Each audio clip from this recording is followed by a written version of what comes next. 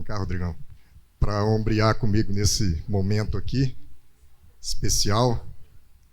Não é para ficar nervoso, porque o Paulo Júnior está no banco hoje, viu, Rodrigão?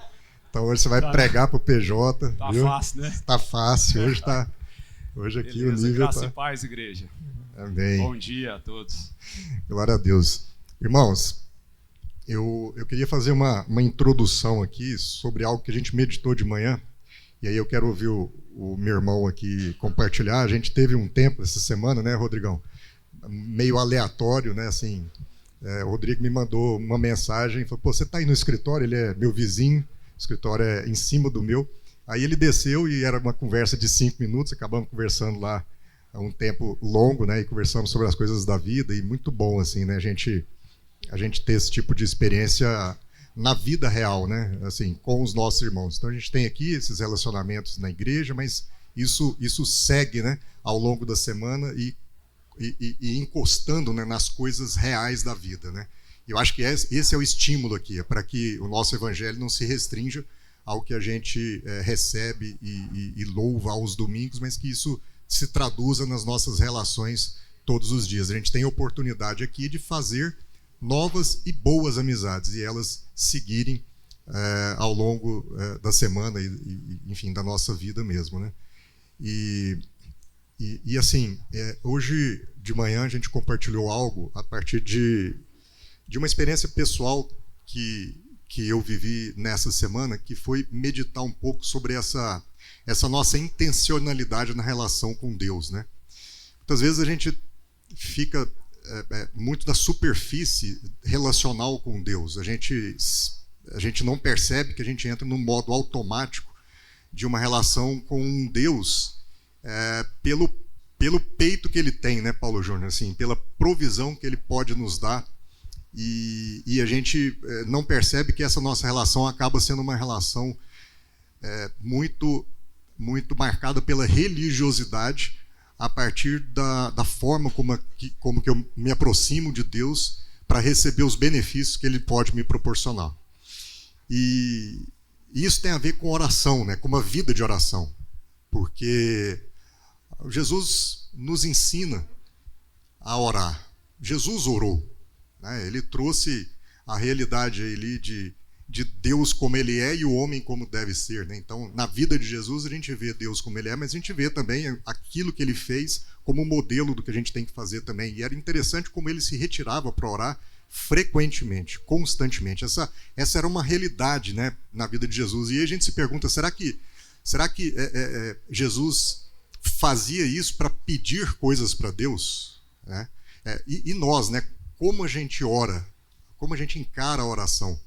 Porque a oração é uma das disciplinas espirituais que vai traduzir o nosso processo de maturidade para com Deus.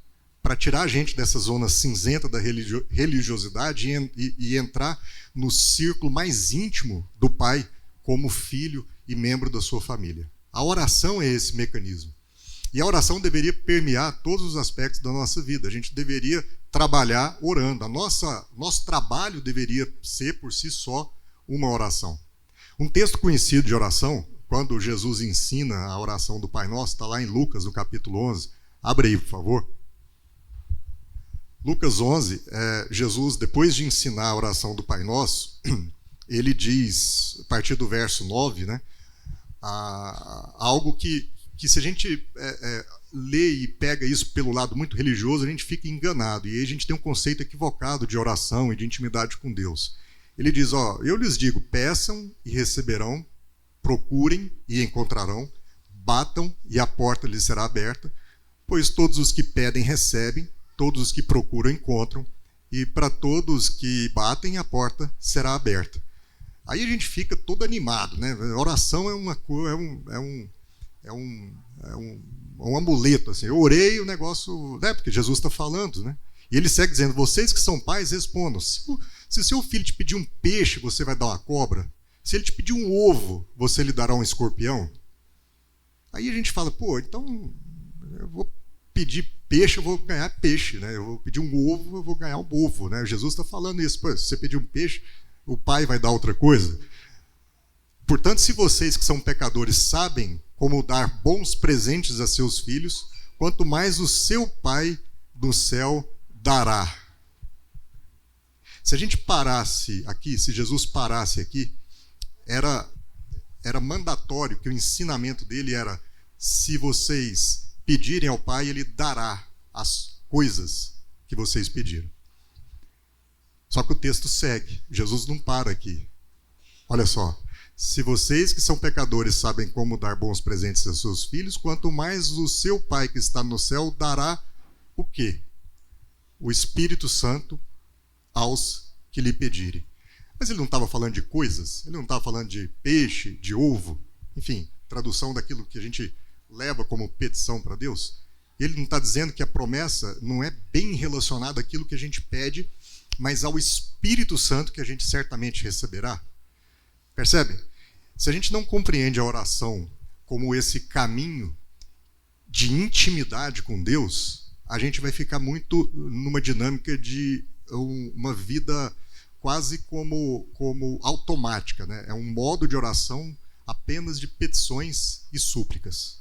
E aí a gente vive como se a nossa vida, na intencionalidade da relação com Deus, fosse simplesmente uma relação com uma divindade, em que eu vivo a minha vida do jeito que eu quero viver, e quando eu preciso de alguma coisa, já que o texto diz que basta eu pedir que eu vou receber, então eu levo uma petição daquilo que está faltando no dia. Então eu acordei, está faltando uma coisa aqui, eu vou tentar resolver. Se eu não conseguir, eu vou lá na divindade e eu peço, porque ele diz que se eu pedir, eu vou receber. Mas ele não está dizendo que eu vou receber aquilo que eu identifiquei como falta, ele está dizendo que eu vou receber o Espírito Santo. E aí nessa vida, né, que a gente vai tendo, a gente acaba muitas vezes, né, a partir dos problemas que a gente enfrenta e tal, a gente muitas vezes se decepciona e vive em extremos, né? Ou eu me decepciono com o Deus, que se é um Deus de amor, não deveria permitir o sofrimento que eu estou tendo. Quantos aqui já se decepcionaram com Deus ou estão decepcionados a partir da tribulação que veio? Ou então eu me decepciono comigo mesmo. Eu sou um crente deprimido porque eu entendo que Deus é um Deus de amor, mas eu não sou merecedor. Eu erro. Eu entendo o conceito da graça, então eu só receberei se eu fizer. E se eu não estou recebendo, é porque eu estou fazendo alguma coisa errada. Mais ou menos o que os amigos de Jó disseram para ele.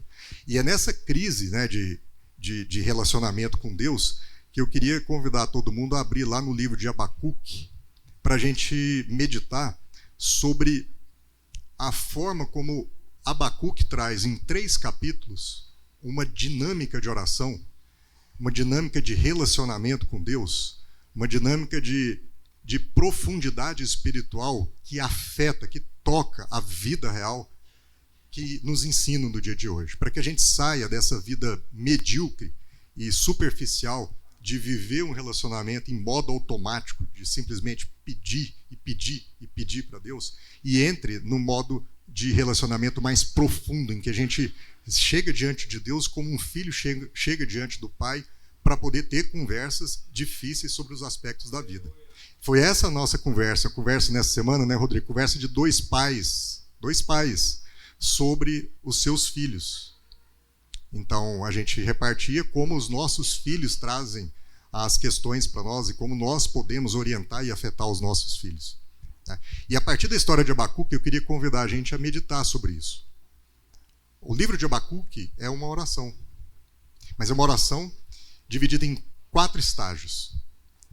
Esse livro foi escrito provavelmente ali no século 7 a.C., mais ou menos, e naquele momento o Judá estava sob dominação dos assírios, que era um império em decadência. Mas os babilônios estavam ascendendo e iriam dominar aquela terra. Era esse o conceito geopolítico. O Judá estava numa degradação moral, espiritual, religiosa, né? Enfrentando uma corrupção generalizada, a injustiça social muito forte. O povo estava sofrendo, e nesse momento Abacuque, como um profeta, levanta, percebendo todas essas coisas, percebendo todo esse sofrimento. Não é muito diferente do que a gente vive hoje, certo? Uma corrupção generalizada, uma injustiça muito grande. uma espiritualidade que está sofrendo e está em frangalhos no mundo todo, às vezes em nós. E ele levanta diante disso, e aí é interessante como ele começa, e eu queria que todo mundo abrisse no livro de Abacuque para a gente caminhar juntos por alguns versículos, porque Abacuque se aproxima diante de Deus e ele não começa a conversa com Deus pedindo. Ele começa a conversa com Deus no primeiro estágio da sua oração, rasgando o seu coração diante de Deus, como um profeta, desabafando. E não tem nada de errado com isso. E talvez esse seja o nosso problema. Como a gente acha que nós não merecemos nada porque a gente é muito ruim, a gente acha que a gente não pode se chegar a Deus, que é muito santo. Mas Jesus resolveu isso para nós. Ou como a gente acha que não deveríamos enfrentar o que a gente está enfrentando, porque se Deus é amor, ele não deveria deixar a gente enfrentar o que a gente está enfrentando, então a gente está bravo com Deus ou está bravo com a gente, e a gente não consegue ter essas conversas mais difíceis. Mas Abacuque começa num primeiro estágio da oração sem pedir. Ele simplesmente é honesto com Deus e abre seu coração. Ele diz no verso 2, até quando, Senhor, terei que pedir socorro? Tu, porém, não ouves. Clamo, há violência por toda parte, mas tu não vens salvar. Terei que ver essas maldades para sempre? Por que preciso assistir a tanta opressão? Para qualquer lugar que olho, vejo destruição e violência. Estou cercado de pessoas que discutem e brigam o tempo todo. A lei está amortecida e não se faz justiça nos tribunais. Os perversos são mais numerosos que os justos e, com isso, a justiça é corrompida. Quantos de nós temos levado para Deus em oração as realidades que a gente percebe sem achar que isso não é pertinente numa conversa entre pai e filho? Muitas vezes a gente congela diante dos problemas, do sofrimento. A gente congela espiritualmente, mas a oração começa por aí, nessa sinceridade diante de Deus. Esse é o primeiro estágio da oração de Abacuque. Mas aí a oração dele entra num segundo estágio, vamos chamar assim. Se no primeiro ele faz esse diagnóstico, é o estágio 1, sincero diante de Deus, no segundo, Deus começa a sua resposta. Mas mais do que isso, Abacuque começa a ouvir a Deus. E agora aquela oração que era somente um monólogo automático, ela passa a ser uma conversa, um diálogo. E é disso que se trata a oração. É uma intimidade tamanha com Deus que eu não somente falo, mas principalmente ouço o que ele tem a dizer. E aí, a partir do problema que o Abacuque, como um profeta, traz de diagnóstico para Deus, verso 5, Deus começa a conversar com ele. E aí Deus vem e fala, observem as nações ao redor, olhem e admirem-se, pois faço algo em seus dias, algo que vocês não acreditariam, mesmo que alguém lhes contasse. E qual é o ponto aqui? É que quando você ouve uma resposta de Deus à sua oração, se Abacuque parasse por aqui, essa conversa com Deus, parecia que Deus ia resolver o problema, não parecia? Deus está dizendo aqui, eu vou fazer algo que você nem acredita, olhem e admirem. Então, assim, parece que era uma notícia boa. Mas olha o verso seguinte. Deus diz, estou levantando os babilônios, um povo cruel e violento. Eles marcharão por todo o mundo e conquistarão outras terras. São conhecidos por sua crueldade e decidem por si mesmo o que é certo. Ou seja, Deus vira para Abacuque e fala assim, Abacuque, tá ruim? Então, deixa eu te falar uma coisa, pode piorar. Você está disposto a ter uma oração com Deus, em que você rasga o coração para Ele, achando que você vai sensibilizar a Deus por conta da sinceridade que você colocou diante dele. E Ele vai virar para você, é? Então deixa eu te contar uma coisa. Você acha que você está no fim do pulso? E se o fim não tiver chegado ainda? A gente brincou mais cedo, o Hudson estava aqui, que é oftalmologista, né? Às vezes, irmãos, Deus pinta um quadro para a gente com cores que os nossos olhos não estão ainda prontos para perceber, para enxergar. Então, quando Abacuque recebe uma resposta de Deus dizendo o seguinte, assim, ó, tá ruim? Então é o seguinte, tá vindo o babilônico aí, os bichos são mal, vai ficar pior. Era um propósito muito maior que Abacuque não conseguia enxergar naquele momento. Era uma notícia ruim, mas aquilo fazia parte de um plano maior. Era um quadro com cores que os olhos não são capazes de enxergar. O oftalmologista vai me dizer aqui, A criança, quando nasce, o recém-nascido, enxerga preto, branco e tonalidades de cinza. Aí depois ele começa a enxergar o quê? O vermelho. Por isso tem tanto flamenguista no mundo, né? Já começa a explicação por aí.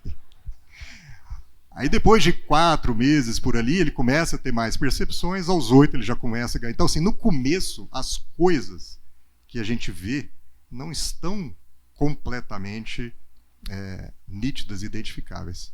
E é assim a nossa relação com Deus. Às vezes a gente olha para alguma coisa, aquilo parece muito cinza, muito preto, mas é porque os nossos olhos ainda não estão prontos para perceber as cores que Deus está dando naquela situação.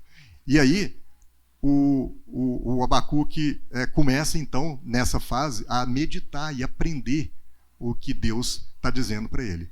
Porque isso é muito interessante. Muitas vezes, as respostas de Deus, elas trazem intrinsecamente mistérios maiores do que as perguntas que a gente leva para ele. E é esse o ponto. A gente precisa aprender, nesse nosso diálogo com Deus, que só saiu do meu livro aqui, aprender nesse nosso diálogo com Deus, que a gente precisa estar pronto a entender, a ouvir aquilo que ele quer ensinar. E muitas vezes ele vai questionar as nossas respostas e não responder às nossas perguntas. É um diálogo que fala sobre aprofundar o conhecimento que a gente tem de Deus. Então, nós estamos prontos para isso aí? Nós estamos prontos para chegar nesse estágio? Aí vem o estágio seguinte da oração de Abacuque, que é quando ele começa, então, tendo ouvido essa notícia da parte de Deus que as coisas ainda podem piorar, ele começa a meditar sobre essas coisas. É um terceiro estágio, ele começa a desenvolver a compreensão e aprofundar a fé dele. E aí ele vem, e a partir do verso 12, no capítulo 1 ainda, ele diz: ó Senhor meu Deus, meu santo, tu que é eterno, certamente não planeja nos exterminar.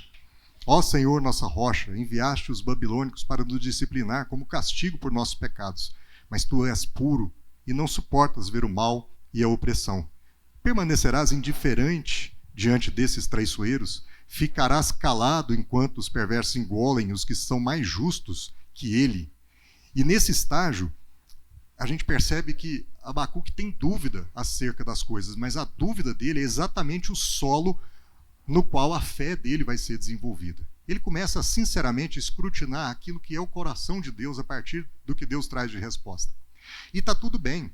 Nós, muitas vezes, questionarmos o céu não significa que a gente está tendo uma crise de fé. A gente está tendo uma fome de conhecimento. Então não precisa entrar em pânico se você não está entendendo tudo. Você só precisa desenvolver essa sua fome por mais conhecimento. Conhecimento de Deus, conhecimento da tua palavra. O problema hoje é que a gente vive um cristianismo de barriga cheia, em que a gente se satisfaz com as respostas que o Evangelho dá sobre o ovo e o pão. As coisas que a gente pede. E não sobre o Espírito Santo, que é a promessa daquilo que de fato a gente vai receber. E aí vem o Abacuque que segue no capítulo 2. Subirei até a minha torre de vigia e ficarei de guarda. Ali esperarei para ver o que ele diz, que resposta dará à minha queixa. E aí o versículo que a gente estava conversando, né? Então o Senhor me disse: escreva minha resposta em tábuas para que eu possa ler depressa e com clareza. Essa é uma visão do futuro e tudo se cumprirá. E aí a gente ora, as coisas não acontecem e a gente acha que Deus não está ouvindo ou que está demorando demais, né? Mas ele explica para Abacuque, ele fala: se parecer que demora, espere com paciência, porque certamente acontecerá, não se atrasará. Sabe aquela coisa que demora, mas não está atrasada? É o paradoxo de Deus. E aí, o que ele está desenvolvendo naquilo que está demorando a chegar na sua vida e na minha, mas que não vai chegar atrasado? Desenvolvendo a nossa paciência de esperar e de aprender com os processos. E Abacuque segue, então, nesse terceiro estágio da oração dele, ouvindo: olhe para os arrogantes, os perversos, que em si mesmo confiam. O justo, porém, viverá pela fé. O justo viverá pela fé, no verso 4. E no verso 14 diz: assim como as águas enchem o mar, a terra se encherá do conhecimento de Deus. Até que Abacuque, meditando então sobre todas essas coisas, aprofundando na sua fé, conclui no verso 20: o Senhor, porém, está no seu santo templo e toda a terra se cala diante dele. E aí, enfim, Abacuque chega na última etapa da sua oração, no último estágio da oração. O nosso problema é que a gente começa daí. Então, Abacuque percorre uma conversa com Deus para só então pedir. A gente começa pedindo e aí a gente não aprendeu nada. Então, Abacuque abre o coração diante de Deus, se rasga diante de Deus, rasga o coração, expõe tudo aquilo que ele está vendo. Deus está doendo, porque tanta injustiça, tanta corrupção. Ele é sincero diante de Deus. Deus volta com ele, não com uma resposta que ele gostaria de ter. Fala assim, você aguenta mais. Então segura que vai piorar. E aí Abacuque, então tem algo a aprender. Aí ele mergulha e aprende mais. E agora Abacuque então conecta tudo isso à vida. E aí, no último capítulo de Abacuque, no verso 2, Abacuque então diz, ouvi a teu respeito, Senhor, estou maravilhado com as tuas obras. Ele está maravilhado. Depois de uma conversa difícil com Deus, aí ele está maravilhado e aí ele pede. A petição dele só vem agora. Ele fala, nesse momento de tanta necessidade, ajuda-nos outra vez, como fizeste no passado. Em tua ira, lembra-te da tua misericórdia. Então, sabe lá em Lucas, quando Jesus estava dizendo que a gente pede pão e não vai receber cobra, a gente pede ovo e não vai receber escorpião, exatamente porque o Pai nos ama, então o que a gente pedir, a gente recebe o Espírito Santo. É porque o produto final de uma oração tem que ser o conhecimento de Deus. O Espírito Santo é exatamente aquele que nos ensina, que nos orienta, que nos direciona, que nos revela aqui no mundo real, no trabalho, na vida, na relação com os filhos, quem é esse Deus. E não adianta um homem como o Rodrigo, como eu, que estamos lá na vida real, né? Eu nos meus negócios, você no seu negócio, não adianta a gente simplesmente trazer Deus para resolver pão e ovo que faltar num negócio que a gente for fechar, num contrato que a gente for assinar, numa conversa que a gente for ter. Não é disso que a gente está falando. A gente só vai conseguir revelar bem uma identidade cristã se a gente tiver a intimidade com Deus a ponto de conversar com Ele e discernir, então, não as coisas que eu preciso ter e receber, mas o propósito da minha vida. E esse propósito não tem a ver com o que eu recebo. Porque Abacuque entendeu isso e ele fecha, e com isso eu vou passar a palavra para o Rodrigo, trazendo para mim um que é um dos trechos mais lindos da Bíblia.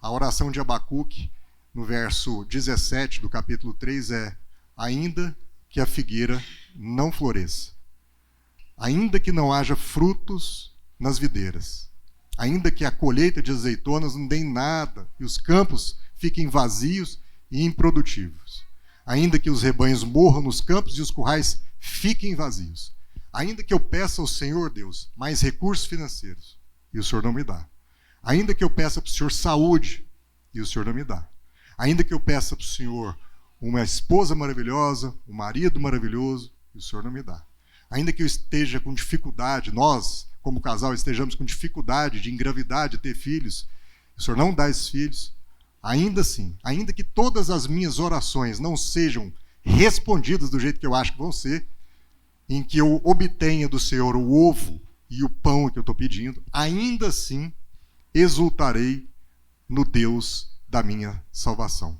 O Senhor é soberano, é minha força, Ele torna os meus pés firmes como os da corça, para que eu possa andar em lugares altos. Abacuque, lá atrás, 7 séculos antes de Jesus, fazia a mesma oração que Jesus fez no Getsemane, quando ele diz: Senhor, está doendo. Senhor, estou suando sangue. Jesus, orando, foi sincero diante do Pai e disse: Senhor, se possível, trouxe a petição, afasta de mim, passa de mim esse cálice. Mas ao mesmo tempo ele reconheceu: ainda que a figueira não floresça, não seja feita a minha, mas a tua vontade. Isso é oração. E a oração, Rodrigo, eu creio, assim, conhecendo você, né, a gente já anda e caminha junto aqui há tanto tempo, eu vejo como a sua casa, né, tem ganhado profundidade espiritual, né? Então, como você tem conseguido, sua casa tem conseguido conectar de fato essas realidades do Evangelho na vida real, né? Trazer, né, o que a gente estava conversando antes, essa intencionalidade do Evangelho para todas as áreas da nossa vida. Então, isso passa pela oração, mas no fundo, isso entra num relacionamento mais íntimo com Deus, em que eu, tendo discernido o meu propósito, eu aplico isso em todas as áreas, todas as esferas da minha vida, da minha existência, né? Amém. Excelente a reflexão, Marlos, e eu acho que é algo que a gente falou essa semana, né? De alguma forma a gente buscar ter uma vida intencional, porque a sabedoria e a maturidade, né, ela vai proceder do Espírito. Então, quando a gente fala, lá em Provérbios fala que o princípio da sabedoria é o temor ao Senhor. E agora você está trazendo, né, essa revelação, que é pelo Espírito que a gente vai ter esse entendimento. Então eu estava fazendo uma reflexão em cima de 1 Coríntios 2 e vou falar um pouco sobre essa vida intencional, porque às vezes a gente não entende o que é viver uma vida com intenções. Então, 1 Coríntios 2, a partir do versículo 6, fala o seguinte, e eu vou até o 16, porque eu acho muito lindo essa passagem, né? Logo acima, na verdade, fala que não seja baseado na sabedoria humana, mas no poder de Deus, e aí começa o 6. Entretanto, falamos de sabedoria entre os que já têm maturidade, ou seja, já têm esse entendimento, mas não de sabedoria dessa era ou dos poderosos dessa era, que estão sendo reduzidos a nada. Ao contrário, falamos da sabedoria de Deus, do ministério que estava oculto, a qual Deus pré-ordenou, antes do princípio das eras, para a sua glória. Nenhum dos poderosos dessa era o entendeu, pois se o tivesse entendido, não teria crucificado o Senhor da glória. Todavia, como está escrito, olho nenhum viu, ouvido nenhum ouviu, mente nenhuma imaginou o que Deus preparou para aqueles que o amam.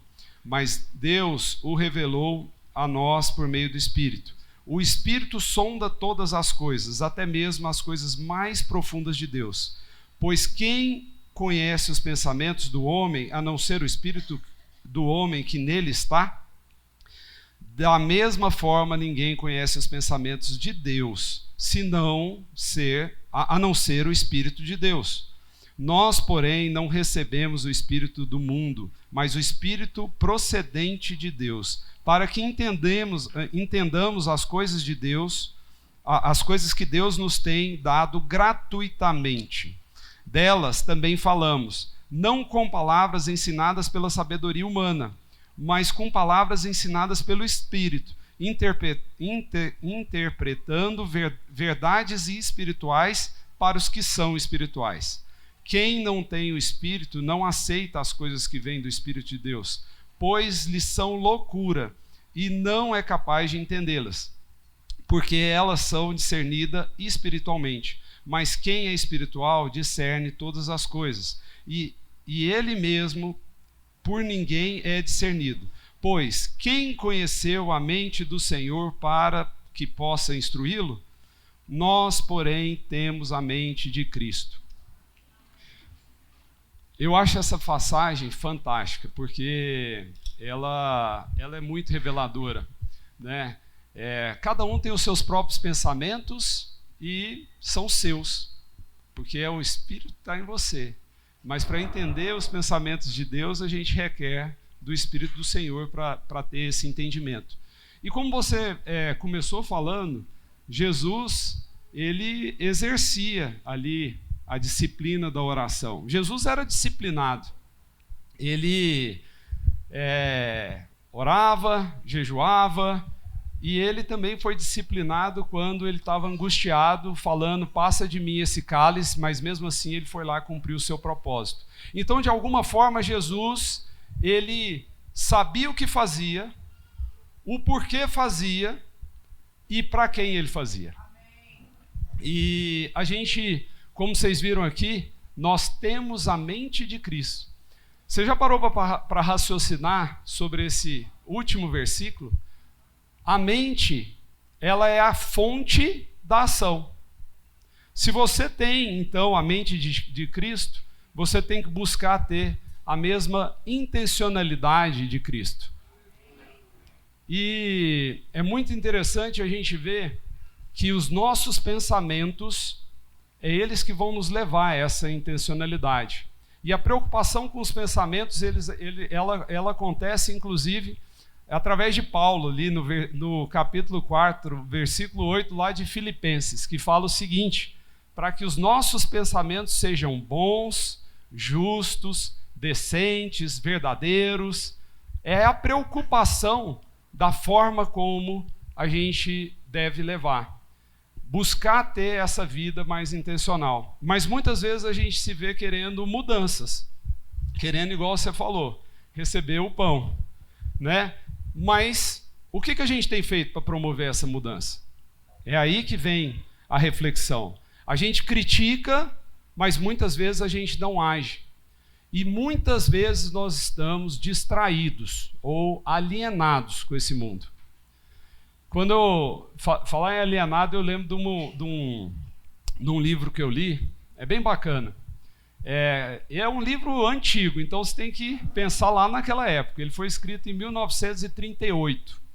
Ele é um livro de Napoleon Hill, que fala Mais Esperto que o Diabo, o nome desse livro. E para começar o livro, o autor ele começa contextualizando a vida dele, né, que ele foi um homem extremamente relevante naquela época sobre realizações pessoais.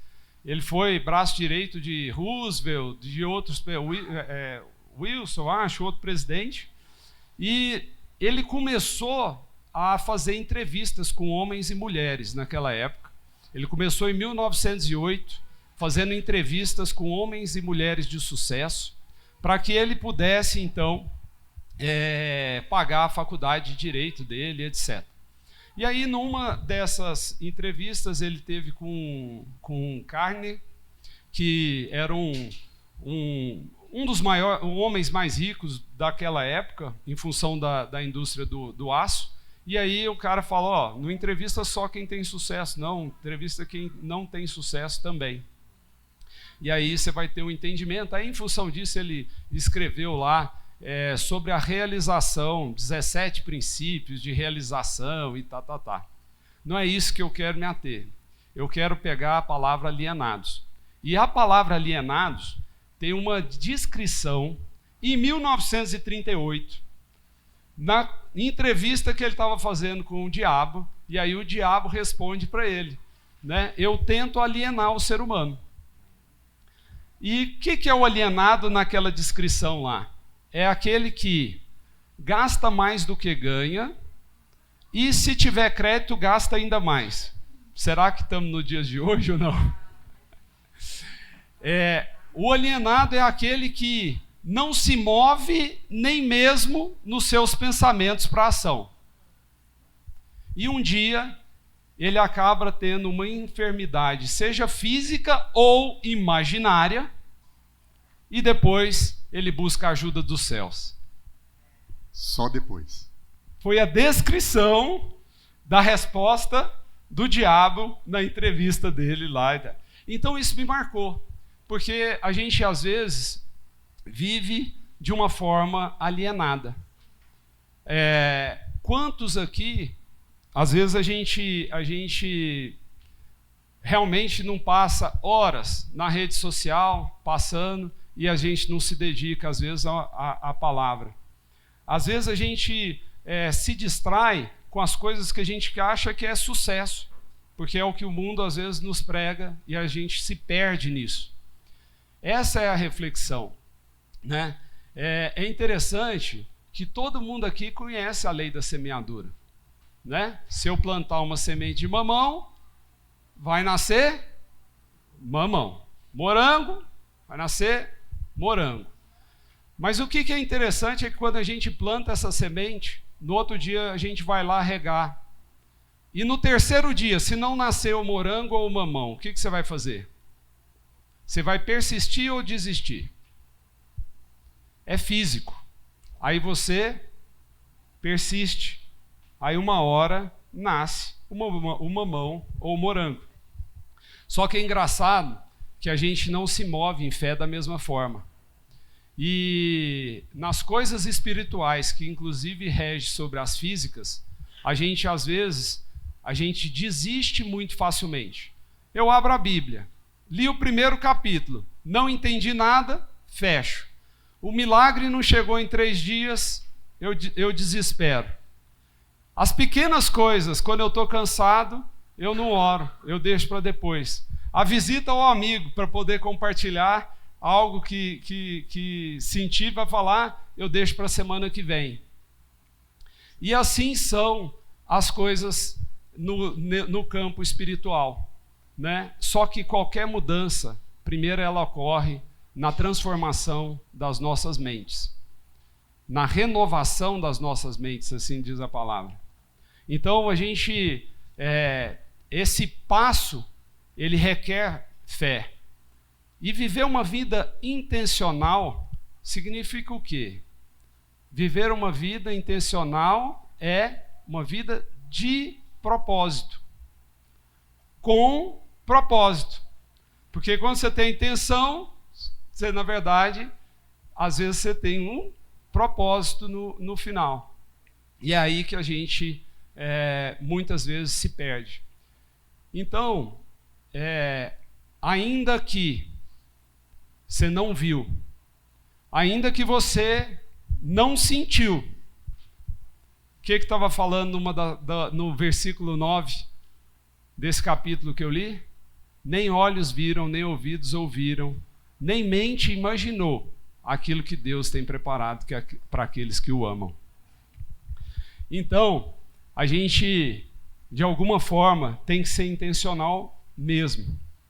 Porque, para que se manifeste qualquer coisa que você queira ver manifestar, você precisa de agir internamente e externamente. Internamente, através da transformação da sua mente. E externamente, por meio das atitudes. E quando a gente se vê distraído, alienado, a gente nem está preocupado com os nossos pensamentos para buscar esse discernimento do Espírito, buscar esse relacionamento intencional, ainda que no primeiro momento não sinta, ele está acontecendo. Deus está trabalhando no tempo dele. E tudo aquilo que ele estiver fazendo, ainda que pareça mal, ele é para o bem. Amém. Né, irmão? Amém. E aí, por que eu quis fazer essa introdução, né? Porque uma das coisas que você trouxe na nossa conversa é exatamente como você discerne hoje o propósito da sua vida e aplica isso no seu trabalho, né? Então, o Rodrigo estava comentando que uma das coisas que a empresa dele faz é investir em algumas empresas. Isso significa investir em gente, ou seja, no momento em que ele faz um investimento numa empresa, tem ali o empresário, as pessoas que estão à frente. Então, ele falou uma frase que foi muito forte para mim, por isso até que eu fiz questão da gente estar junto aqui hoje. Ele falou assim: então, o que eu mais faço hoje é sentar à mesa com as pessoas. Porque eu entendi, você está vendo como a oração, ela é uma forma de viver. Não é necessariamente uma forma de pedir, é um estilo de vida. Eu estou orando o tempo todo. Na hora que ele faz uma reunião com alguém que é sócio dele, aquilo é uma oração. Aquilo é uma maneira de ter um diálogo com o Pai através da relação, de perceber, de buscar a direção, de buscar o Espírito de Deus. Não é assim? Jesus não disse que a gente vai orar e vai receber o Espírito de Deus na mesa. O Espírito de Deus vai falar. E aí é o que você falou, né? Você tem gasto tempo orientando as pessoas, aconselhando as pessoas numa mesa. Né? O que, assim, graças a Deus, né? Porque uma das coisas que eu dou graça todos os dias, que também nessa mesmo capítulo fala, né? A gente, através do Espírito, foi escolhido, né? E a verdade é que Deus não escolhe os capacitados, Deus capacita os escolhidos. Então, isso é uma dádiva. Porque muitas vezes você vê na palavra de Deus, Deus endureceu o coração de certo homem, endureceu o coração de outro. Então, se de alguma forma você está aqui porque crê, é porque você é um escolhido. Então a gente tem que dar graças a Deus por isso todos os dias. E fazendo uma reflexão, tudo começou a mudar um pouco na minha vida quando, de alguma forma, eu fui executivo muitos anos, né, antes de sair para um voo solo e estar tocando o meu negócio atual. E sempre vinha aquilo que eu acho que é pregado um pouco pelo mundo, né? Vai chegar o dia em que eu vou me dedicar um pouco mais à obra de Deus para, de alguma forma, devolver todas as graças. Ou é um pouco assim esse pensamento, né? Tem gente que pensa, eu vou fazer filantropia o dia que eu tiver dinheiro para isso, né? Sendo que Jesus mostra que a senhorinha dando, a viúva dando o pouco que ela tinha era o tudo, né? Então a mente do mundo, a sabedoria do mundo, como a gente viu aqui, ela não passa longe da sabedoria de Deus, né? E aí eu tive uma revelação: não existe o homem, eu sou o homem profissional, eu sou o homem pessoal, eu sou o homem espiritual no domingo de manhã, né? Eu sou isso, e eu vou fazer todas essas coisas, né? Seja a filantropia, o encontro intencional, seja vou trabalhar na obra de Deus depois que eu tiver bem sucedido, e para esse mundo significa rico, depois que eu tiver meu casamento lindo, ou seja, minha esposa convertida a mim, meus filhos formados, né, isso, com saúde, aí eu vou fazer todas essas coisas. Mas, na verdade, gente, não existe essa diferenciação. Então, eu comecei a entender, aos poucos, um pouco aquela passagem dos talentos. Os talentos, quem conhece aí a passagem dos talentos? Todo mundo? Então, fala lá, né, que os talentos, um recebeu 1 talento, o outro 2 talentos, 3 talentos, e teve um que pegou aquele único talento que ele tinha lá e pensando que o Senhor poderia se aborrecer se ele perdesse, ele simplesmente ele cava e esconde aquele talento ali. E assim eu comecei a pensar na minha vida. Muitas vezes eu me via escondendo determinados talentos, ou direcionando aquilo que foram talentos que Deus me deu somente para as coisas mundanas, vamos falar assim. E aí eu comecei a perceber que nada iria me satisfazer nunca, né? Se eu esperasse qualquer momento. E aí são nos tropeços da vida também, a gente começa nessa hora a fazer reflexões, etc. Graças a Deus, Deus me presenteou com uma mulher maravilhosa, conselheira. E ela sempre me orientando, puxando a orelha na hora certa e tal. Ela me ajudou a crescer muito, então, nessa visão. E aí, de fato, hoje em dia, quando eu me vejo cansado, quando eu falo assim, não, para que mais isso aqui que eu vou fazer e tal? Porque aí você sempre tem as fases, né, de altos e baixos, para que isso? Aí eu penso nos talentos que Deus me deu. Aí eu penso que estar à mesa nessa hora é importante. E aí comecei a exercer meu trabalho dessa forma. De fato, a gente hoje investe em inúmeros empreendimentos, empresas e etc. E meu foco é muito na pessoa. E isso começou a transformar, de fato, começou a dar mais sentido, começou a dar mais propósito, começou a vir mais revelação de Deus, seja nos momentos difíceis, e aí a gente sabe que ele estava lá no momento difícil. Você entendeu que dá para fazer a obra no trabalho. Eu entendi que dava para fazer a obra no trabalho. Então, é isso que eu comecei a de fato viver, e de alguma forma eu convido você para fazer uma reflexão, né? Até que ponto que na sua empresa, no seu negócio, na sua profissão, você tem feito de fato a diferença?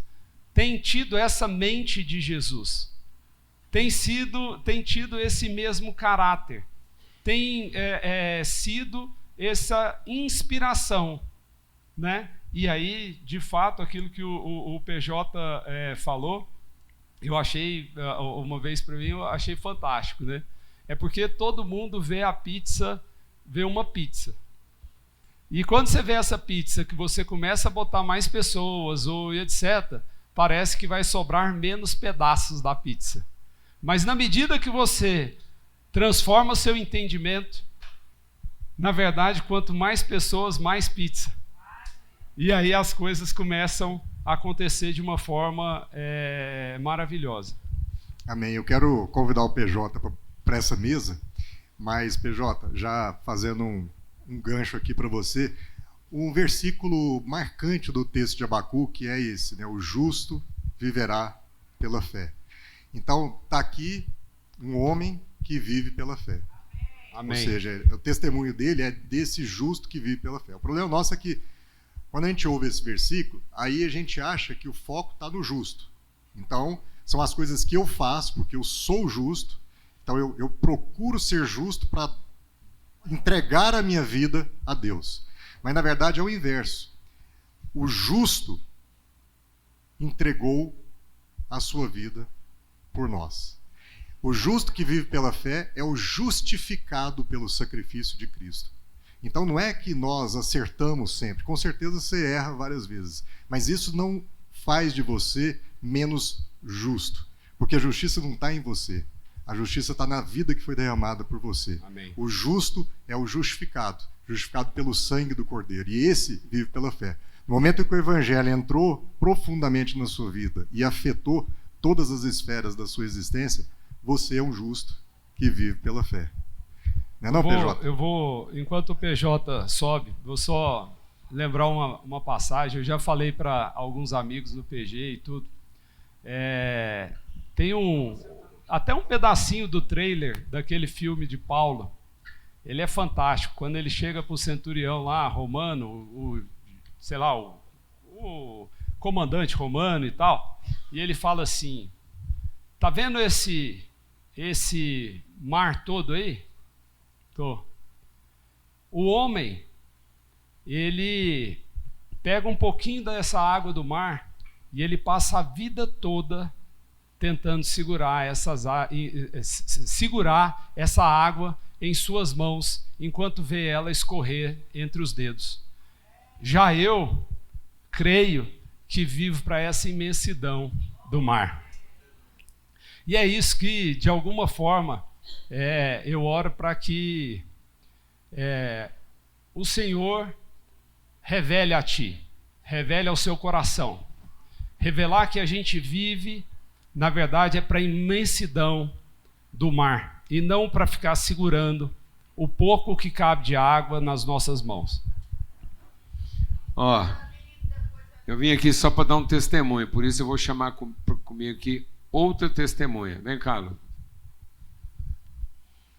Porque é o seguinte, o que fica evidente aqui em tudo que a gente recebeu da parte do Marlos e do Rodrigo? O esforço. O esforço. O esforço da entrega, da partilha. Porque são homens que poderiam estar vivendo a própria vida. Não precisava estar aqui.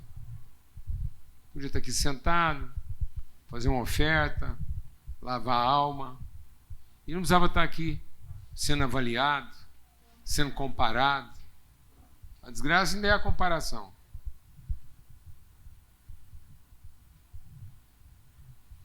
Porque, na verdade, o que é a grande superação? É o esforço. É o empenho da entrega.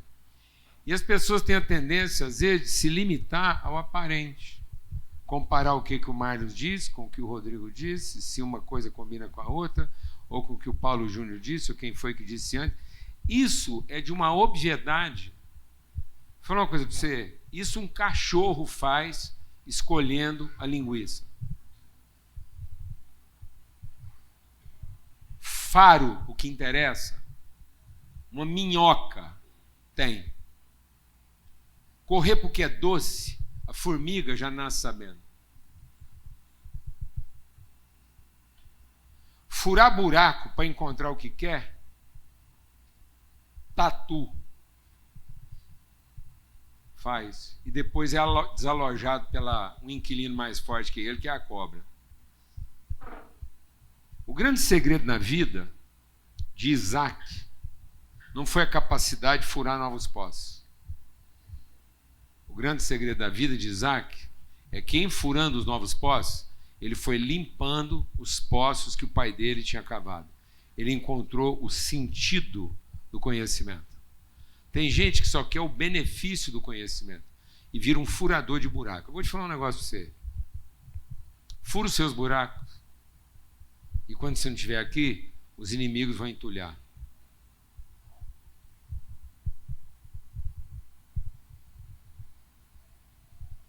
Tudo que você fez e achou que era demais, sabe qual é o grande testemunho aqui? É o esforço de vocês de ensinar seus filhos a manter os poços limpos. Aí é uma cultura. E não simplesmente uma prática.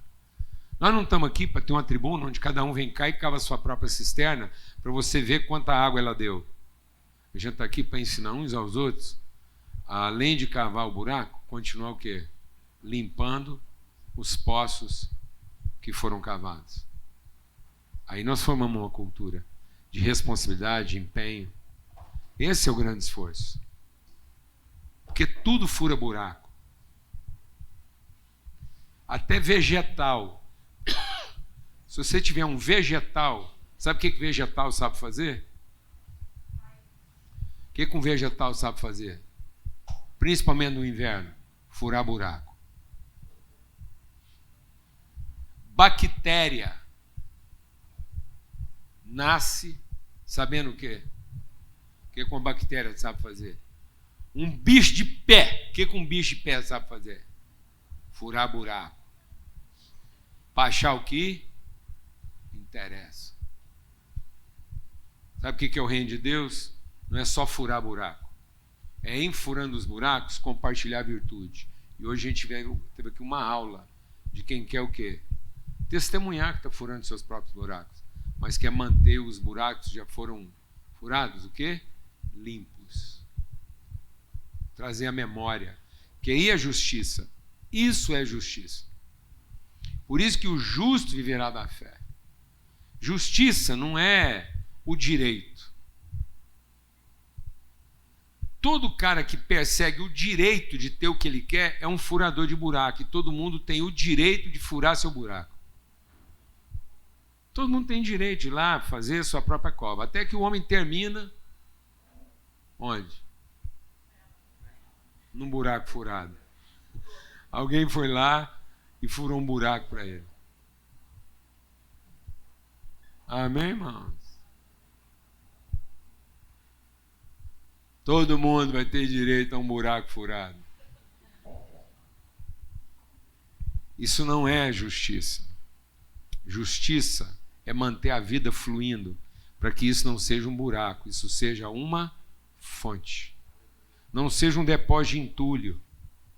E aí eu só queria lembrar nós aqui que quando Deus veio visitar o mundo, os homens estavam ocupados fazendo torres.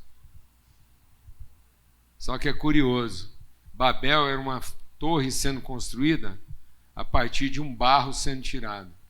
Então muita gente hoje fura buraco, não para deixar uma fonte, mas para construir uma torre, achando que essa torre um dia vai ser a sua memória.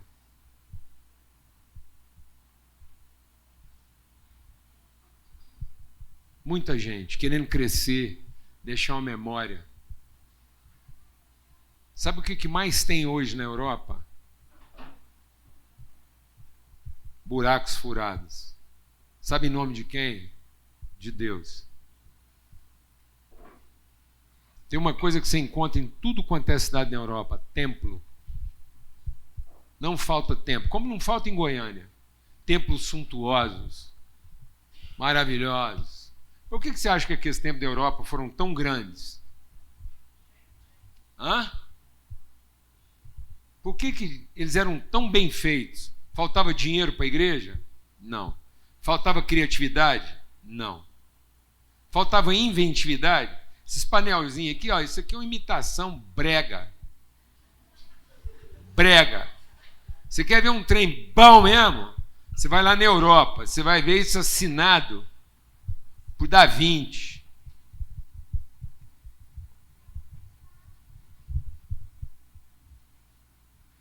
Feliz aniversário. Não, foi agora, sexta-feira a comemoração. Foi a comemoração, quinta-feira. Primeira vez que ele fez 40 anos. Então, amados, amém? Você vai lá, você vai ver isso assinado pelo autor. E estão o que esses tempos hoje? Cheio de quê? Furador de buraco, tirando fotografia para ostentar.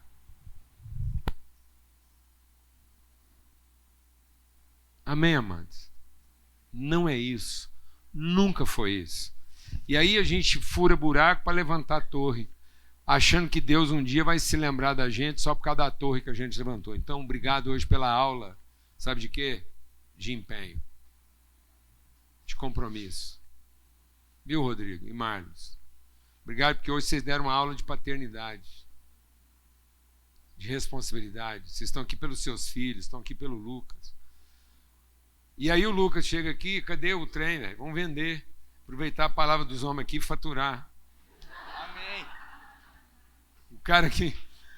Rapaz, você veio fazer o apelo no dia certo.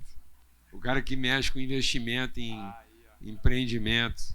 Aproveita. Você já faz o apelo meio que olhando para ele lá. Ó. Já tá garantido, já. Tá reservado, não tem jeito não. Onde vocês estão indo em dezembro? Fala aí. Bom dia, igreja. Estou aqui representando o Resenha. Todo mundo sabe do nosso grupo de jovens. E em dezembro agora nós estamos não repetindo a missão, mas indo de novo para Amazonas, dia 7 de dezembro. E estão indo 50 jovens. São 50 representantes do reino de Deus. Não é só da terra. Então a gente queria aqui pedir que vocês investissem nessas vidas. Que vocês entendessem que isso aqui não é uma rifa. É uma ação entre amigos. E que forma que você pode contribuir isso? De duas formas. A gente está vendendo o bloquinho inteiro. O bloco inteiro ele tem 50 rifas, certo? O valor da rifa é R$10. Se você optar por não comprar o bloco inteiro, o que você pode fazer? Você compra uma parte e doa o seu tempo para investir vendendo o resto, certo? Se você não tiver tempo, só pega a sua parte, mas não faça isso para livrar da culpa. Entenda a responsabilidade que você tem com esses jovens, com as famílias de lá. Tem gente aqui que é da área comercial, tem uns caras aqui que não perde uma chance de ver um bom negócio.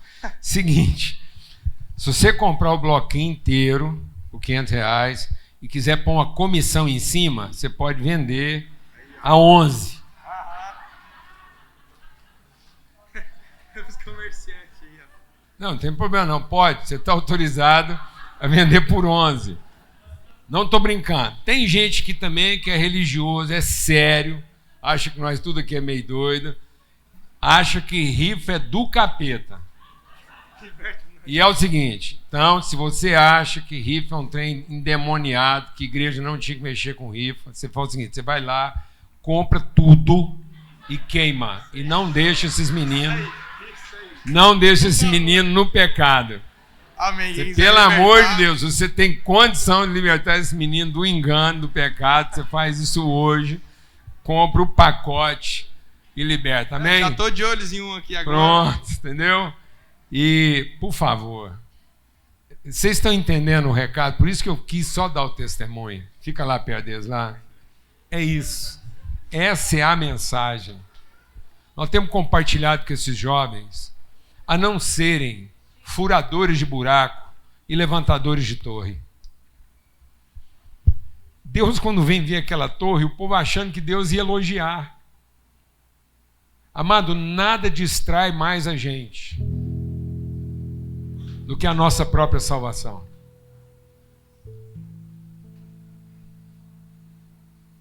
Ninguém vai perder seu tempo de maneira mais eficiente do que tentando se salvar. Tudo que você faz pela sua própria salvação é a dessignificação de todo o recurso que Deus te deu. Achar que o dinheiro pode te salvar é amaldiçoar o dinheiro. Achar que as habilidades que Deus te deu foi para te salvar é amaldiçoar. Tudo que Deus te deu, se for para a sua própria salvação, vai amaldiçoar você. Nós amaldiçoamos a vida. Nós amaldiçoamos a vida quando a gente pegou o fruto de uma árvore e achou que ele era para comer, para nos dar o que a gente queria. E o fruto da árvore nunca foi para ser comido, sem antes nos inspirar a oferecer. Assim como a árvore faz tudo e dá o seu fruto, a árvore dá o seu fruto. Ela se alimenta, a árvore se alimenta de tudo que Deus dá para ela, que cai todos os dias de manhã, a chuva cai, o sol nasce, tudo que a árvore precisa, Deus dá para ela todas as manhãs. E ela transforma tudo que Deus dá para ela num fruto e ela dá o seu fruto. Aí vem uma anta, um descerebrado, instruído pelo capeta, e pega aquilo e ele é seduzido pela ideia de que aquilo é simplesmente para servir seu desejo, sua carência ou sua necessidade.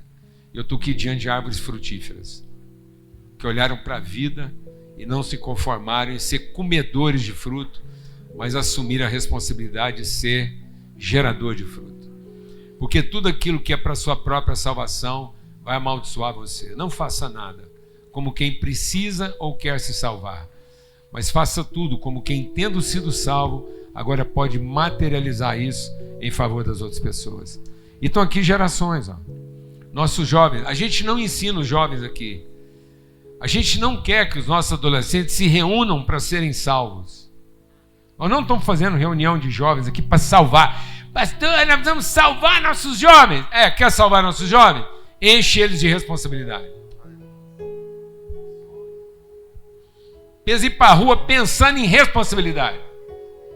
Pode querer olhar para uma menina na rua, num baile, numa festa, numa escola, em vez dele pensar nela como uma fruta que ele pode comer, e vou usar a palavra mesmo, sem dó.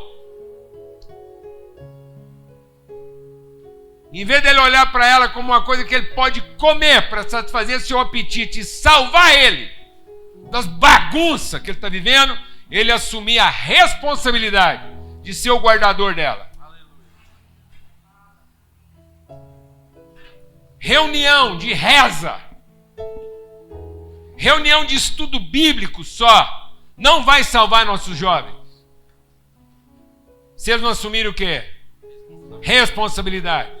Porque tudo que for feito para salvá-los vai fazer eles continuar pensando que eles precisam ser salvos. E é aí que está a perdição deles. A perdição de qualquer um de nós aqui, de vocês, seria continuar vivendo a vida para quê? Para ser salvo. E vocês vieram aqui hoje dar uma aula de quem não está ocupado só em se salvar. Conversaram durante a semana e aquilo que abençoou vocês trouxeram para abençoar a gente. Luca está aqui, os meninos estão lá na porta esperando você assumir a responsabilidade de salvá-los.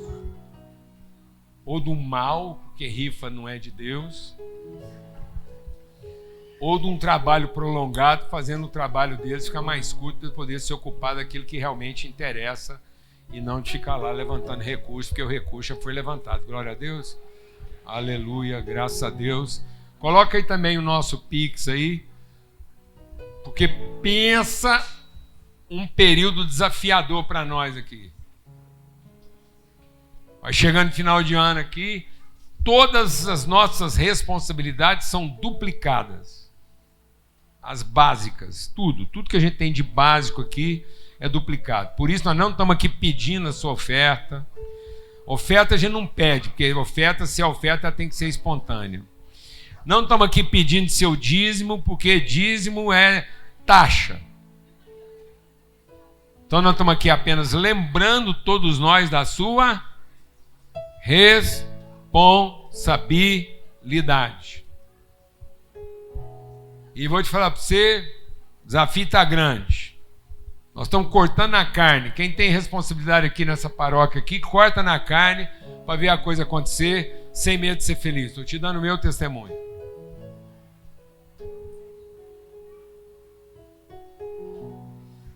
É viver mesmo pela fé. Em tese, muitas vezes, é não ter o direito de comer para que outro coma. É literalmente isso. Lá em casa a gente assumia esse compromisso.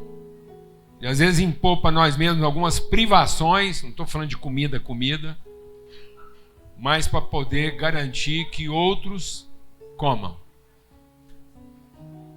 Então eu vou te falar uma coisa, você anda tendo algum recurso aí guardado, que você não sabe direito para que é, cuidado para ele não ficar guardado para aquilo que você não quer. E Deus honrar a sua fé. Não, eu preciso guardar esse dinheiro aqui por causa de uma doença, uma fatalidade. Então Deus vai honrar a sua fé. Aí vai vir a doença para você não gastar esse dinheiro em outra coisa.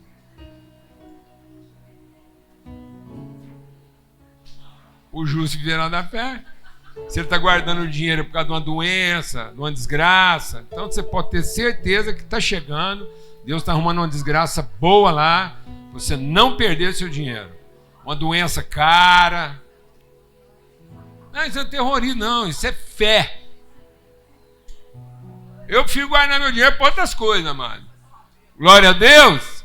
Aleluia. Meu Deus do céu, ué. Não, o gestor de investimento. Não é? Rapaz, o povo, eles têm mania de achar que o trem guardado está salvo. Não. A coisa está efetivamente salva quando ela está girando dentro do seu propósito. Não é? Só cresce assim. Nós estamos falando espiritual ou financeiramente? Nós estamos falando ambos. Deus deu aula. Aula. Finalmente a ciência está se rendendo à fé. Eles estão inventando uns carros agora que ele é elétrico e combustível. Enquanto ele está gastando o combustível, ele está carregando a bateria. Glória a Deus, irmãos. É mais ou menos isso, né? Pronto. Que o amor de Deus, o Pai, a graça bendita do seu Filho e a comunhão do Espírito Santo de Deus seja sobre todos, hoje e sempre. Fica quietinho nesse ambiente de fé. Nós vamos ser ministrados com um cântico. E aí, assim que terminar o cântico, você movimenta. Mas até lá agora é selar. Deixa o Espírito de Deus ministrar o nosso coração.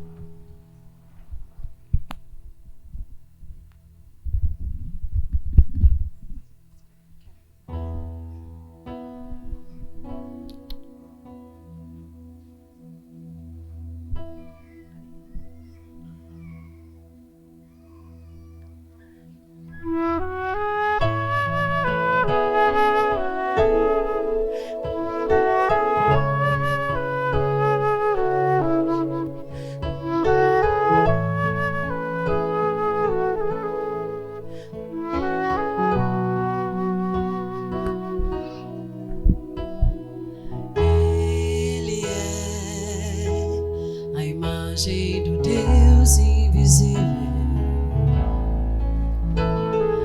Ele é Senhor sobre a criação,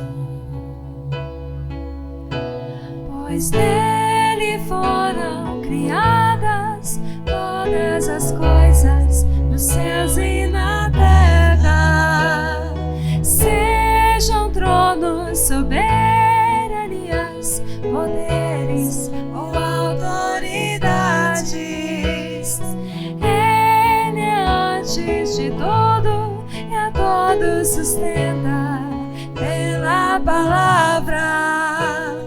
pois foi do agrado de Deus que em tudo Ele tenha supremacia.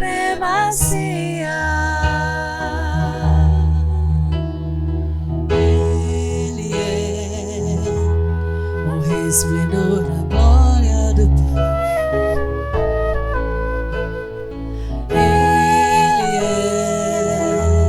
é a exalta expressão do teu ser. Pois nele foram criadas todas as coisas nos céus e na terra, sejam tronos, soberanias, poderes ou autoridades.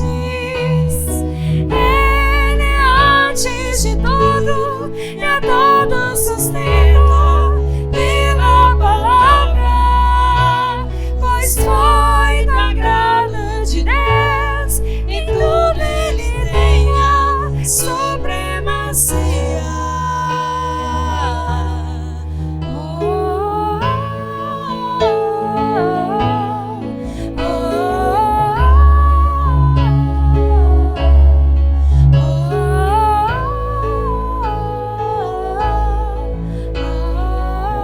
Já não há mais nada. Já não há mais nada que a Ele não pertença. Em tudo existe graça, cantemos sim. Já não há mais nada que a Ele não pertença. Em tudo existe graça, cantemos sim.